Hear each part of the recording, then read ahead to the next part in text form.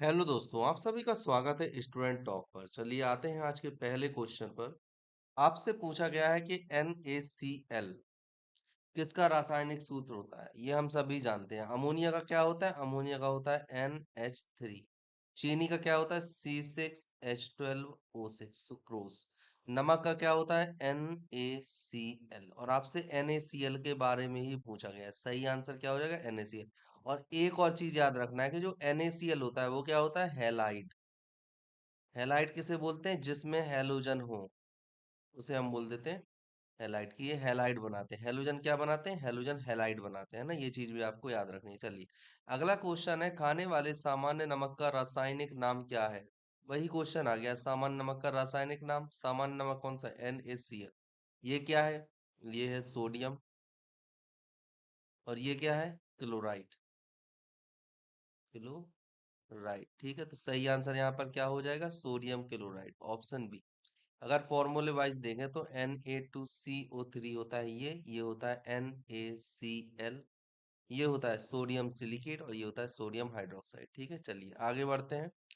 Chilli सीरा मतलब chilli salt Peter किसका सामान्य नाम होता है? चिली सॉल्ट पीटर या सॉल्ट पीटर भी बोल देते हैं इसे कई बार। तो आपको बताना है ये किसका सामान्य नाम होता है। पोटेशियम नाइट्रेट का होता है, सोडियम नाइट्रेट का होता है, पोटेशियम नाइट्राइट का होता है, या सोडियम नाइट्राइट का होता है। देखो सबसे पहले आपको एक चीज याद रखनी है जो बहुत ज्यादा पूछी जाती है। एक तो आपको रखना है नाइट्रेट और एक आपको रखना है नाइट्राइट। ठीक है ना।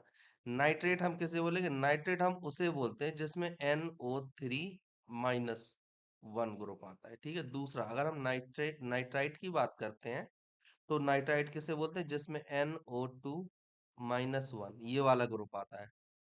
ठीक है। जैसे यदि आपसे पोटेशियम नाइट्रेट की बात की है तो यहाँ पर आपसे KNO3 की बात की जा रही है। और अगर पोटेशियम नाइट्राइट की बात की जाए तो KNO2 की बात की जा रही है यहाँ पर। ठीक है। सेम चीज यहाँ पर सोडियम में होता है NaNO3 और NaNO2, है ना, इसकी बात की जा रही है। अब आपसे पूछा गया है चिली सॉल्ट पीटर किसको कहते हैं? तो देखो इसका सही आंसर है सोडियम नाइट्रेट। ठीक है। सोडियम नाइट्रेट को हम बोलते हैं चिली सॉल्ट पीटर, NaNO2-। ठीक है, सोडियम नाइट्रेट। ओके, ये है चिली सॉल्ट पीटर। चलिए अगला क्वेश्चन आपसे पूछा है कास्टिक सोडा। कास्टिक सोडा का रासायनिक नाम क्या है?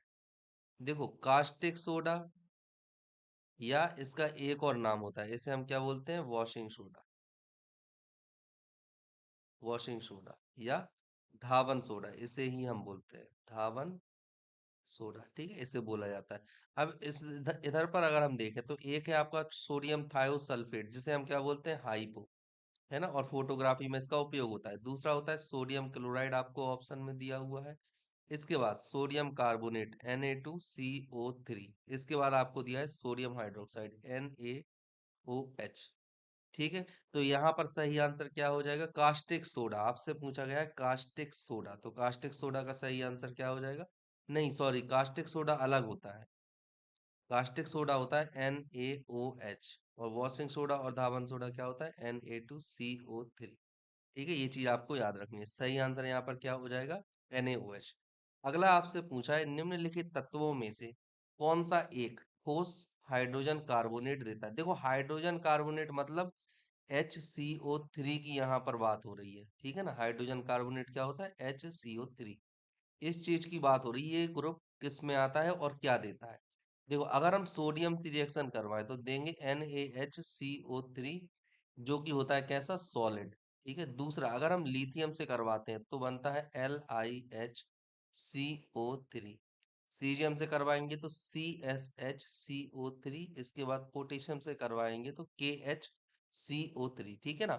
अगर इन दोनों को देखो तो ये भी सॉलिड और ये भी सॉलिड, लेकिन अगर इसकी बात करें तो ये लिक्विड होता है, ये एक घोल होता है। मतलब कि ये लिक्विड के फॉर्म में ही एग्जिस्ट करता है।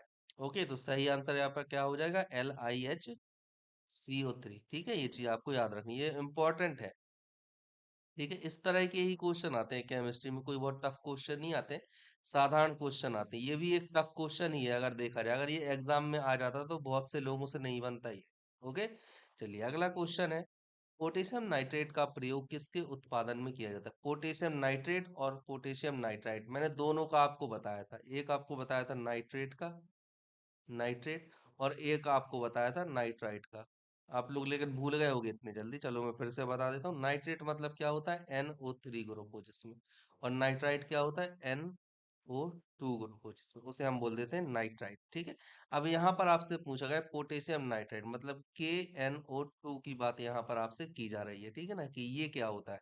तो स्वच्छ पेय के उत्पादन में इसका प्रयोग होता है। उर्वरक में, सिंथेटिक कपड़े में, या इनमें से कोई नहीं? तो सही आंसर क्या है? उर्वरक। देखो, उर्वरक में पोटेशियम नाइट्राइट का उपयोग होता है, क्योंकि उर्वरक जो होता है, उर्वरक उर्वरक के लिए देखो पोटेशियम भी इंपॉर्टेंट होता है और नाइट्रोजन भी इंपॉर्टेंट होता है, और जो पौधे होते हैं वो नाइट्रोजन को नाइट्राइट के फॉर्म में ही ग्रहण करते हैं। ठीक है ना, इस वजह से। इसके अलावा पोटेशियम नाइट्राइट के और भी ज्यादा उपयोग होते हैं, कई उपयोग होते हैं।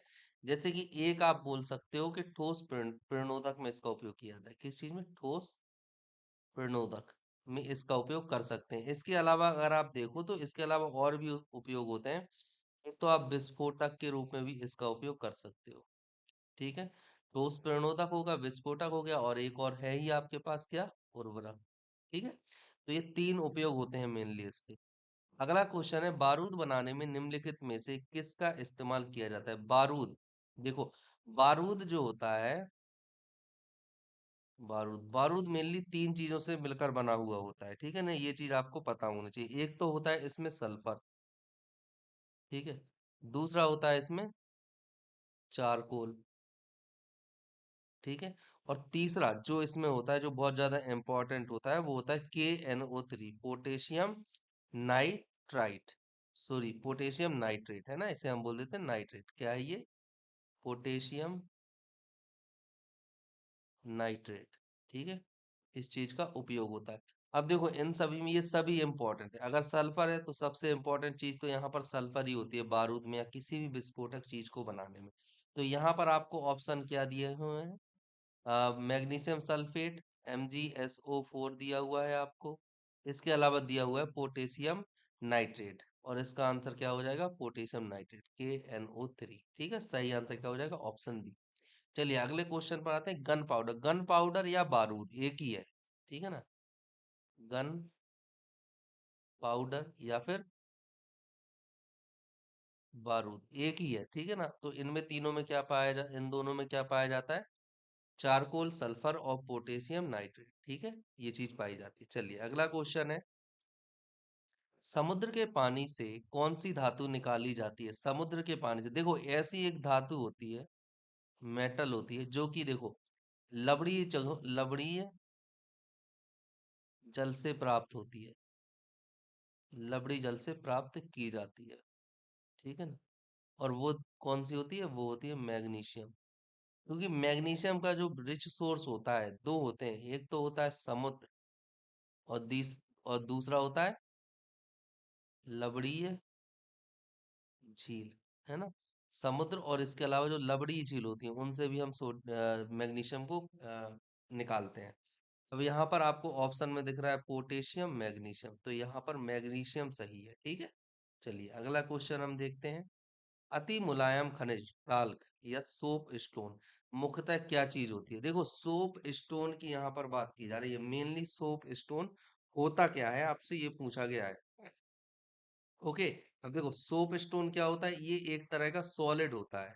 कैसा होता है? सॉलिड होता है, जो कि प्रकृति में पाया जाता है। कैसा पाया जाता है? नेचर में, नेचर में मौजूद है, ये आसानी से मिल जाता है। ठीक है, इसका उपयोग कई चीजें बनाने में करते हैं, जैसे टेल्कम पाउडर वगैरह होता है ना, तो इसी का उपयोग करके बनाए जाते हैं। तो क्वेश्चन नंबर, और ये कौन सी होती है? अगर और भी ज्यादा देखो तो ये सॉलिड होती है ना, ये एक तरह की चट्टान होती है, और चट्टान भी कौन सी? सिस्ट। ठीक है, ये अगर कभी पूछ लें आपसे तो सिस्ट चट्टान होती है। और ये किस चीज की होती है? Option D. ओके, सही आंसर यहाँ पर क्या हो जाएगा? ऑप्शन डी, मैग्नीशियम सिलिकेट होता है ये। ठीक है, MgSiO2। चलिए अगला क्वेश्चन है, निम्नलिखित में किस एक पदार्थ का उपयोग रंगाई और चर्म उद्योग के रंग बंधक के रूप में किया जाता है? मतलब रंग को बनाए रखने में या छुटाने में किया जाता है। क्या होता है ये? मैग्नीशियम ऑक्साइड होता है, मैग्नीशियम कार्बोनेट, मैग्नीशियम क्लोराइड, या मैग्नीशियम सल्फेट होता है। यहाँ पर आपको सही आंसर देखना है। देखो, अगर हम कंटिन्यू देखें, लाइन से देखते हैं, सबसे पहले हम यहाँ पर देखेंगे MgO, मतलब मैग्नीशियम ऑक्साइड। MgO को हम एक और नाम से जानते हैं, जिसे हम बोलते हैं मैग्नीशिया। इसे हम क्या बोलते हैं? मैग्नीशिया। ठीक है, मैग्नीशिया बोलते हैं। और जो मैग्नीशिया होता है, इसका मेनली उपयोग किया जाता है जो ईंटें होती हैं या थर्मल इंसुलेटर बनाने के लिए इसका उपयोग किया जाता है। एक तो ईंटें होती हैं जो ऊंचे ताप को सहन कर सकती हैं, ऐसी ईंटें बनाने के लिए। इसके अलावा अगर बड़े पर्सपेक्ट में देखें, तो आपको ऐसा लिख देना है कि जो मैग्नीशिया होता है, एक तो सीमेंट उद्योग में होता है ना, सीमेंट में होता है, उर्वरक में होता है। इसके अलावा और जो सबसे इम्पोर्टेंट है वो क्या होता है? Thermal insulator. थर्मल इंसुलेटर बनाने में इसका उपयोग किया जाता है ना, मेनली ये वाला है सबसे इम्पोर्टेंट। अब देखो, दूसरे नंबर पर हम यहाँ पर देखेंगे मैग्नीशियम कार्बोनेट, मतलब MgCO3। MgCO3 का क्या उपयोग होता है? इसे हम बोलते हैं मैग्नेसाइट, है ना, आपको याद रखना है। मैग्नेसाइट, ना कि साइट। ठीक है, मैग्नेसाइट याद रखना है। और ये किस लिए उपयोग में लाया जाता है? इसे भी हम थर्मल इंसुलेटर के तौर पर उपयोग करते हैं। ठीक है, थर्मल इंसुलेटर। ठीक है, इस चीज को आपको याद रखना है। इसके बाद थर्ड आता है आपका MgCl2। MgCl2, ठीक है ना। MgCl2 है, और MgCl2 का मेन उपयोग, जो सबसे ज्यादा उपयोग होता है, वो होता है निर्जलीकारक, मतलब डिहाइड्रेशन। डिहाइड्रेशन या निर्जलीकरण में उपयोग किया जाता है। ठीक है ना, ये चीज आपको याद रखनी है कि निर्जलीकरण में इसका उपयोग करते हैं। अब एक और आता है आपका, जो सबसे ज्यादा इम्पोर्टेंट है, वो है MgSO4। MgSO4 का भी उपयोग किया जाता है। जो आपका आंसर है MgSO4 ही है ना। तो रंगाई में और रंग बंधक, चर्म उद्योग, इन दोनों में उपयोग किया जाता है MgSO4 का। ओके, अगला क्वेश्चन। मिल्क ऑफ मैग्नीशिया का प्रयोग किस प्रकार किया जाता है? देखो, मिल्क ऑफ मैग्नीशिया आखिर होता क्या है? सबसे पहली बात तो आपको ये होना चाहिए पता। तो जो मिल्क ऑफ मैग्नीशिया होता है, वो होता है MgOH होल ट्वाइस। इसे हम बोल देते हैं मिल्क ऑफ मैग्नीशिया। ठीक है। अब देखो, लैक्सेटिव, सही आंसर यहाँ पर क्या हो जाएगा? लैक्सेटिव। ओके।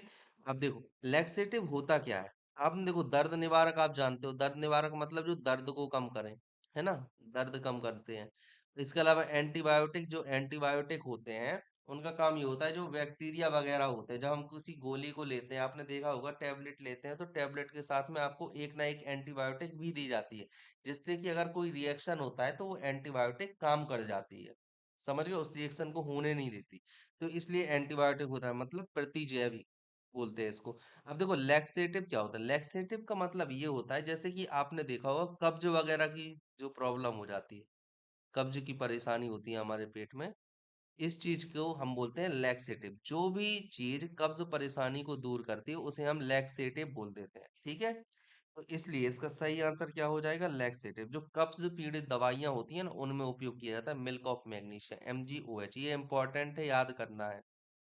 ठीक है, आप प्लीज हल्के में मत लेना, याद करना है इसे। अगला क्वेश्चन, एप्सम लवण क्या होता है? एप्सम, आपको एप्सम का फॉर्मूला पता है?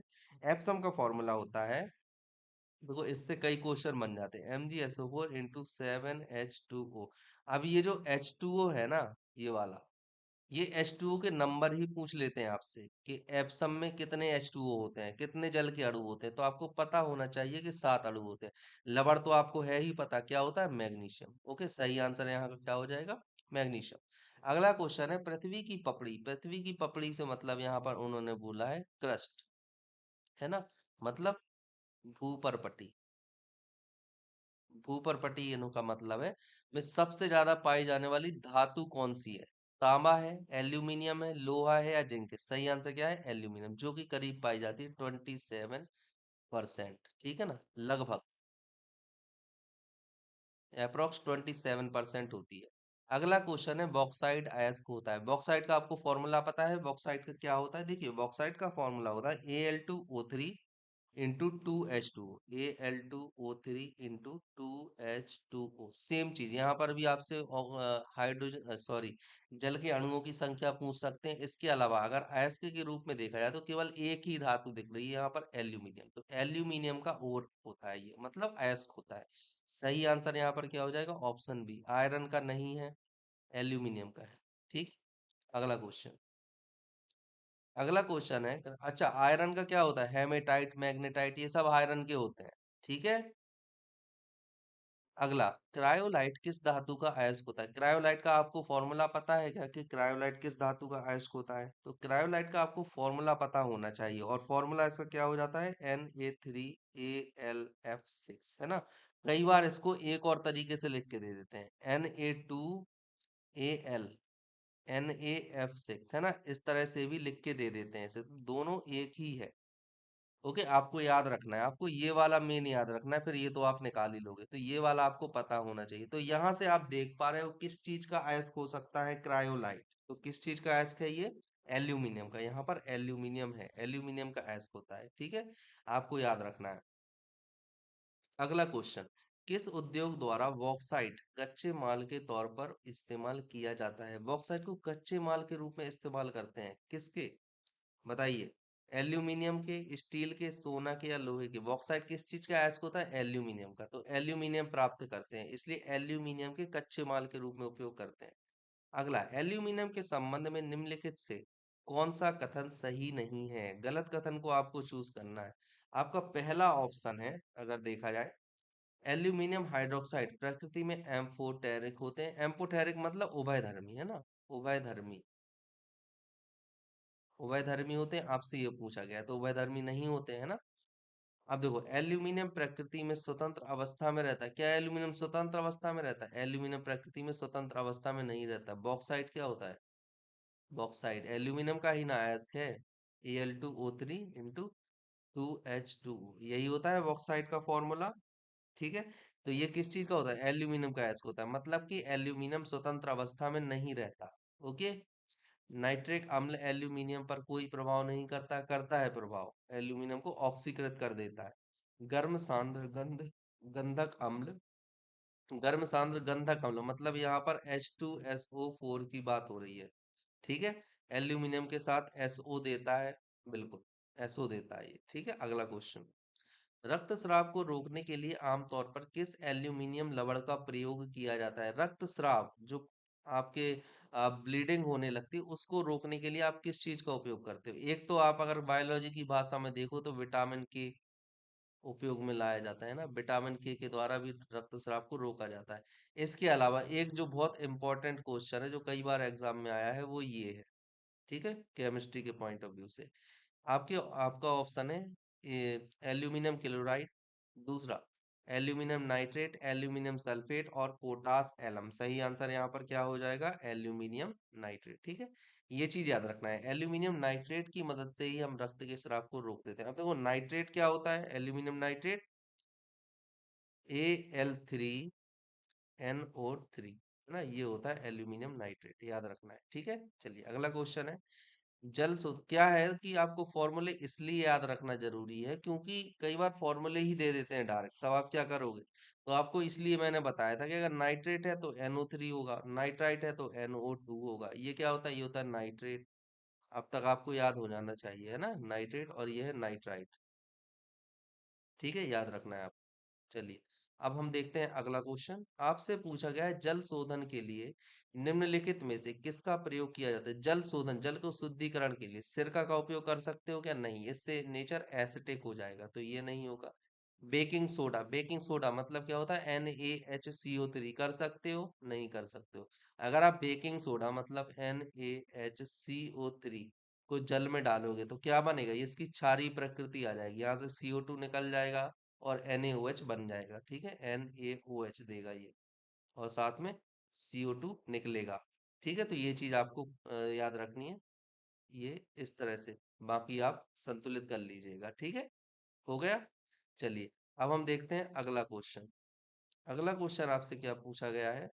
आपसे पूछा गया है निम्नलिखित में से किस यौगिक का उपयोग अग्निरोधक कपड़ा बनाने में किया जाता है? इसका सही आंसर आपको बता दी, अभी नहीं बताए। एलम होता है इसका सही आंसर। एलम मतलब फिटकरी। क्या होता है? फिटकरी, इसे हम बोल देते हैं एलम। तो फिटकरी होता है इसका सही आंसर। और फिटकरी का जो फॉर्मूला है वो याद करना इतना जरूरी नहीं है, लेकिन मैं आपको फिर भी बता देता हूँ। फिटकरी का फॉर्मूला होता है KAlSO4। ठीक है, SO4 whole twice into 24H2O। तो इसमें केवल H2O अणुओं की संख्या याद होनी चाहिए कि फिटकरी में 24H2O अणु होते हैं। ये चीज इंपॉर्टेंट है और ये आई भी है एग्जाम में, है ना। जो लोग एग्जाम देते रहते हैं उनको पता होगा कि इस तरह की चीजें आती हैं केमिस्ट्री के पेपर में। ओके, चलिए अगला क्वेश्चन आपसे पूछते हैं।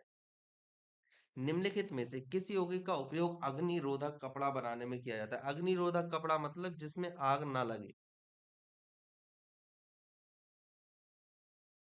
आग ना लगे ऐसा कपड़ा बनाने में उपयोग किया जाता है। सोडियम सल्फेट का Na2SO4 का, मैग्नीशियम सल्फेट MgSO4, या फेरस सल्फेट Fe2SO4, या फिर एल्यूमिनियम सल्फेट। ठीक है, तो आपको ये बताना है। अब देखो यहाँ पर सही आंसर क्या हो जाएगा? ऑप्शन ए, है ना, सोडियम सल्फेट जो होता है Na2। अब देखो ये तो याद ही करना पड़ेगा। Na2SO4 होता है जिसका उपयोग हम करते हैं किस चीज को बनाने में? अग्निरोधक कपड़ा बनाने में। ये आपको याद करना पड़ेगा। ठीक है, इसके अलावा बोरेक्स वगैरह जो होता है उनको भी कुछ मात्रा में इस्तेमाल किया जाता है अग्निरोधक के लिए, तो ये चीज भी आपको पता होनी चाहिए। अगला क्वेश्चन, जियोलाइट क्या है? देखो जियोलाइट का आपको फॉर्मूला पता है? जियोलाइट क्या है? तो जियोलाइट का सबसे पहले तो आपको फॉर्मूला अपना याद कर लेना है। इसके अलावा जियोलाइट किस चीज के उपयोग में लाया जाता है? आपके ऑप्शन है हाइड्रेट फेरिक ऑक्साइड। क्या होता है ना। फॉर्मूला तो आप यहीं से देख लोगे। तो क्या होता है? Question number 47, hydrate ferric oxide, hydrated sodium aluminium silicate, ये होता है जियोलाइट। ठीक है, ये होता है जियोलाइट। ये चीज आपको याद रखनी है। अब देखो जियोलाइट का उपयोग मेन क्या होता है? जियोलाइट के मेनली दो यूजेस होते हैं। ठीक है ना। पहला तो यूज यूज होता है इसका, जो पेट्रोलियम हमारे होते हैं, पेट्रोलियम पदार्थ, पेट्रोलियम पदार्थ का शोधन करने में, है ना, हम इसका उपयोग करते हैं। इसके अलावा ये पहला उपयोग था।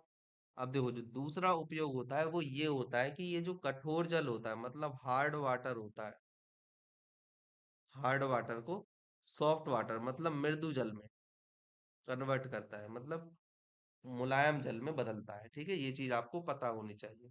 अगला, पसीना रोधी पदार्थों में सामान्यतः निम्नलिखित में से क्या पाया जाता है? पसीना रोधी, देखो दो तरह की ग्लैंड होती हैं आपकी। ग्लैंड्स दो टाइप की होती है, एक होती है एक्सो और एक होती है एंडो। एक्सो मतलब जो बाहर की तरफ स्राव करती है, और एंडो मतलब जो शरीर के अंदर ही स्राव करती है। ठीक है, ये कहाँ पे? शरीर के बाहर, और ये क्या करती हैं? ये करती हैं शरीर के अंदर स्राव करती हैं। ठीक है ना। तो अब यहाँ पर ग्लैंड हो गई। अब पसीना किस तरह की ग्लैंड होती है? जो पसीना ग्रंथियां होती हैं वो किस तरह की होती हैं? एक्सो ग्लैंड होती है। ठीक है ना। तो अब इनमें से पसीना आ रहा है, अब हम इस पसीना को रोकना चाहते हैं, तो आप क्या करोगे? आपसे ये पूछा है। देखिए आपको, अब देखो अगर ये बाह्य ग्लैंड है, अगर ये आपकी स्किन है और बाह्य ग्लैंड इस तरह से जो पसीना आ रहा है, तो आपको चाहिए कि एक ऐसी चीज यहाँ पर लगा दी जाए जो कि हमारे बॉडी के लिए नुकसानदायक भी ना हो और पसीना भी बाहर ना आए। ठीक है ना। तो आप ऐसी चीज लगाओगे, लेकिन ये चीज स्थायी नहीं होनी चाहिए, ये चीज अस्थायी होनी चाहिए। ये चीज भी आपको ध्यान रखना। अगर आप स्थायी चीज लगा दोगे तो इससे ऑक्सीडेशन की रिएक्शन जो होती है आपकी स्किन में नहीं हो पाएगी। तो आपको एक अस्थायी चीज चाहिए जो उस टाइम के लिए आपके पसीने को रोक दे। ठीक है ना। तो ये काम कौन करता है? ये काम करता है सही तरीके से एल्यूमिनियम के यौगिक। ठीक है, एल्यूमिनियम के जो यौगिक होते हैं वो इस काम को करते हैं। ओके, चलिए अगला क्वेश्चन है। प्लास्टर ऑफ पेरिस का रासायनिक नाम क्या होता है? देखो प्लास्टर ऑफ पेरिस क्या होता है, सबसे पहले तो ये याद रखो। क्या होता है? प्लास्टर ऑफ पेरिस होता है CaSO4 इंटू हाफ H2O।